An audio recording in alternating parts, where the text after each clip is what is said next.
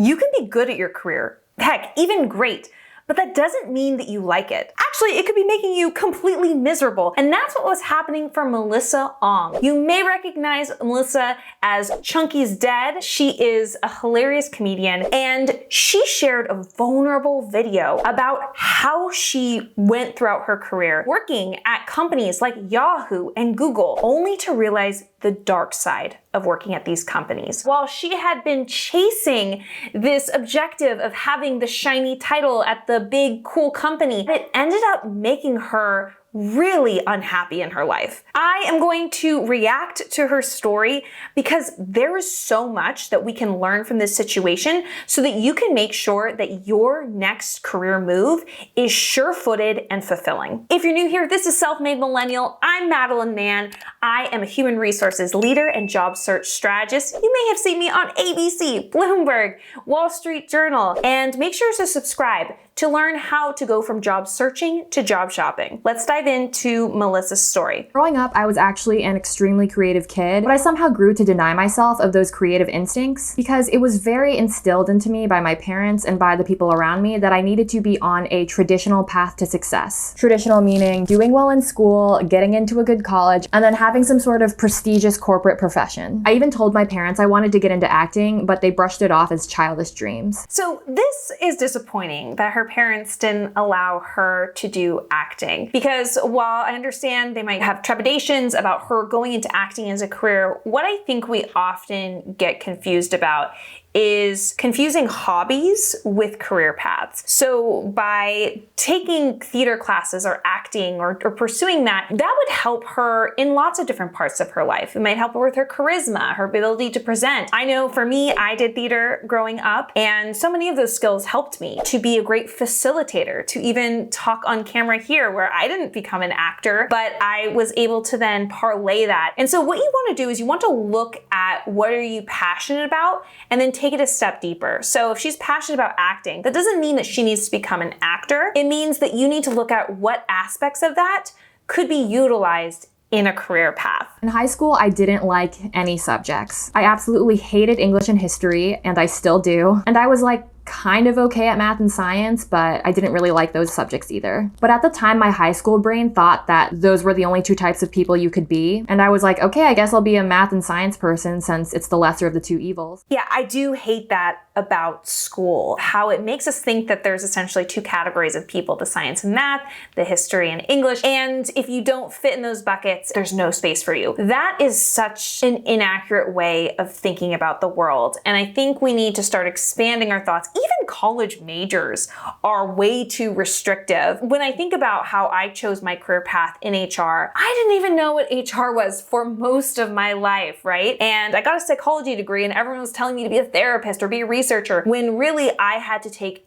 active effort to look outside of those boxes that everyone puts you in, so narrow, when there's so much more potential, there's so many other things that you can do and be great at and can find fulfilling, but they're not as obvious. Fast forward to 2011, I graduated high school and started attending college at UC Berkeley. At Berkeley, I was surrounded by people who were very career driven. All of my friends were either pursuing engineering, business, or medicine, and I felt very pressured to do the same. I can't believe I really thought those were my only three options. This is what I call TV careers, which are essentially the 12 careers that every single TV character seems to have. It's doctor, lawyer, teacher, journalist, and we do put ourselves in these boxes. There are so many other options. No one in our lives pushes us in those less known directions, and so we need to push ourselves. One thing I've done is I've created this system called a one-page career vision, which is an 8-step system where you're able to figure out exactly what your next step should be. So you're able to understand the different aspects of you, your background, your skills, your strengths, and then find jobs out there that would be the perfect fit, and then translate your skills to make sure that you're landing those jobs. If you're looking for coaching on that, I will link some information down below. But really, this is something that takes a lot of intentional work. So know that this is not necessarily easy, and that's why so many people struggle with it for so long in their life. But if you have a systematic approach, it can help you a lot. And when I was in college, I was still very insecure and deeply wanting of people's approval, which made me very motivated by perceived success. I feel like it was so ingrained in the culture of the people around me to constantly prove to your peers that you had value through both your academic and professional accomplishments. So I pursued being successful in that same sort of way, that if I could get the prestigious internships and work at the prestigious companies, that would make me feel validated and stable and happy. Obviously, I was wrong, which is why I'm here now. This is hustle culture, and it's so brutal and toxic. And when we care so much about what others think, we look back on our life and realize, wow, I didn't actually do what I wanted to do. And the way you live your days is the way you live your life. So even if what you're doing sounds really interesting and it impresses people, if your day-to-day is not good, you're not winning. Once I graduated from Berkeley, I started working at Yahoo. And once I started working, I could feel deep down inside that I didn't like or care for the work that I was doing, that I didn't like being in a corporate environment, and that the tech industry actually did not interest me in the slightest. But again, I thought that this was the only possible career path for me, so I tried to force myself to like it. I would lie to myself every day and make excuses for why I should stay at this job, saying things to myself like, oh, well, tech has such great perks and benefits like free food and flexible working, and so many people don't have that at their job, so I should be happy here, right? Or I'd tell myself, you know what? It's okay to hate my job. Like, don't most people hate their jobs anyway? And I thought to myself that it would all balance out because the money I was making from my job could pay for things that would make me happy outside of work. I hear this all the time from people who are good at their job and they work at good companies, but they think, okay, so I have it all and I have a good paycheck. This must be it. Everyone's miserable and I need to live with this. That is absolutely not the case. I cannot emphasize it enough from even my own experience and all my clients' experience. You can find something that really fits well. Now, she did mention that her salary can then fund the other things in her life that she enjoys. So I don't want to paint this rosy picture of work should always be fun, and if you have a job you love, you'll never work a day. I don't necessarily believe that. I do believe that if you have work that feels meaningful, allows you to live the lifestyle you like, plays to your strengths, doesn't compromise any of your values, lights you up, gets you in a flow state, that is what I'm talking about as the type of work you should pursue. And of course, if you love horse riding, that doesn't mean that your full-time role will be horse riding, and as long as you're paid well and you have the right flexibility, you'll be able to afford to have a horse and afford to go riding on the weekend and whatnot. So what Melissa's saying is absolutely true of you do want a job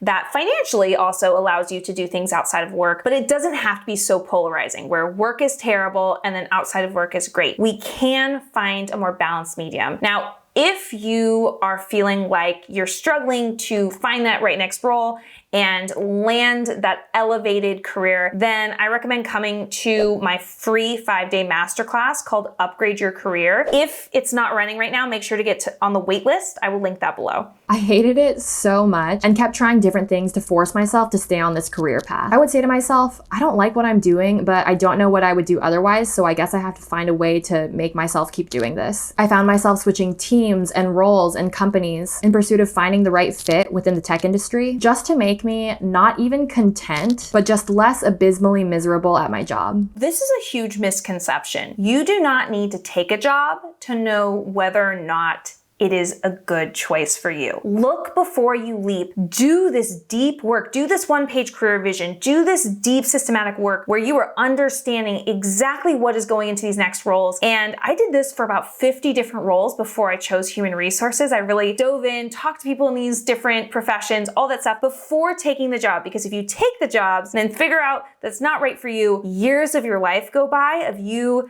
kind of trying all the different porridge like Goldilocks, and years go by and you realize, wow, I'm still not happy. But every time I tried something new within the industry, I kept coming to the same conclusion. And every time I made a change, I just got to that conclusion faster. One of the last lies I told myself was, you know what? I'm probably not happy because I'm not at Google or Facebook. Those are supposedly the happiest places to work if you're in the tech industry. So if I can just get into one of those companies, I'll be happy with this career. This idea of working at these big shiny companies will make you happy is such a dangerous trap. Oh my goodness. I did a reaction video, which I can link below, of where I reacted to Colors of Chloe's video about where she talked about the toxic culture she experienced at TikTok and why she ultimately ended up leaving. And so it's so important that you do things like the one-page career vision or the wealth formula, where you are understanding exactly what you want next and being sure that the company you're going towards rises to those standards. And just because it has a cool name, a fancy name, a big name, that doesn't mean it's going to be the right fit. I worked my ass off to get into Google, which ironically ended up being the company I was most miserable at. I totally thought I had my life and my future all figured out, but the long-term plans I had set for myself just completely shattered once I realized that there's no way I can keep doing something I hate every day for the rest of my life. I feel so much for Melissa here. You know exactly how Melissa's feeling right now if you've ever been in a job that felt suffocating. Put in the comments if you relate to Melissa, because this is so relatable. I will say that if a company is costing you your well-being,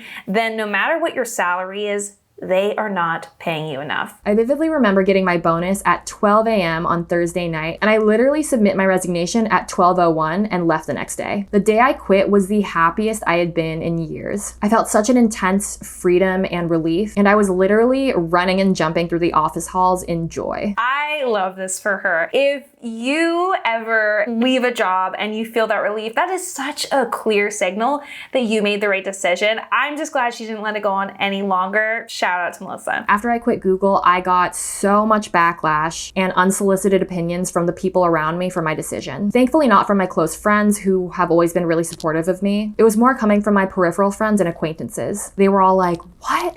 You quit Google to try and become social media famous? Do you know how hard it is to make it in that industry? What if you don't make it? What's your backup plan?" Here's the thing, is we are going to get so much career advice from people in our lives, and you have to take a look at who's giving that advice. Have they been where you want to be? It's different if maybe these people who were talking to Melissa were, "Hey, I've already become social media famous, or I've already gone down this path, and here's why I don't think you should do it." But I have a feeling that those people really don't have the context. So make sure that you're not taking career advice from maybe a parent or a professor if you're not going into academia, or just someone who is maybe not necessarily in the field that you're looking to go into or has the context to know exactly what your next step should be. Look for the right mentors and coaches who can help get you to that next level and direct you in the right way. When I downloaded TikTok, I just told myself, I'm gonna keep posting until I get 1 million followers. So in January, I started aggressively posting TikTok content, making anywhere from 3 to 10 videos a day, every day. I just made whatever came to mind and didn't overthink it. I had no idea what I was doing, and to be honest, I still don't. I just was and still am trying a ton of stuff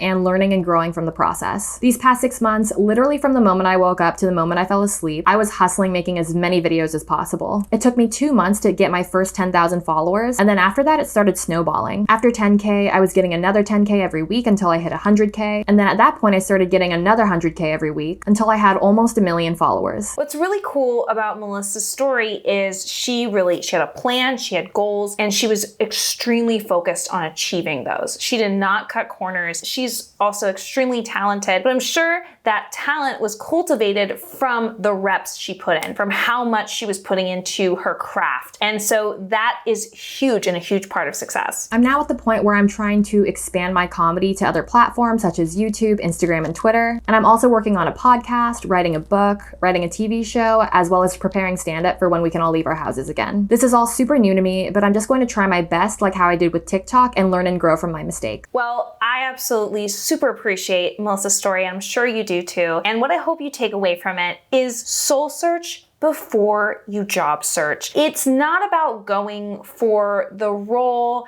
that sounds really sexy and prestigious at that company with the big name. No, because it's so important that you are actually vetting these opportunities. Do informational interviews. I'll give you that guide of what questions to ask. We'll link it below. And make sure that you are understanding what you're getting yourself into before pursuing it, because there's so many more opportunities than what you know right now. If you want to hear how I went through this journey, because I talked to people in about 50 different professions before I narrowed it down, and chose my career path in human resources. And because that career was so invigorating, it was so fulfilling, it lit me up, I then started creating content and building an audience just really organically. I never thought it was going to be a business or anything like that. And now I'm the CEO of a coaching business, and I just couldn't feel more fortunate. And if you want to know my full story, I will link that video down below. But it really all started with getting to know myself, getting to know what I could do for the world,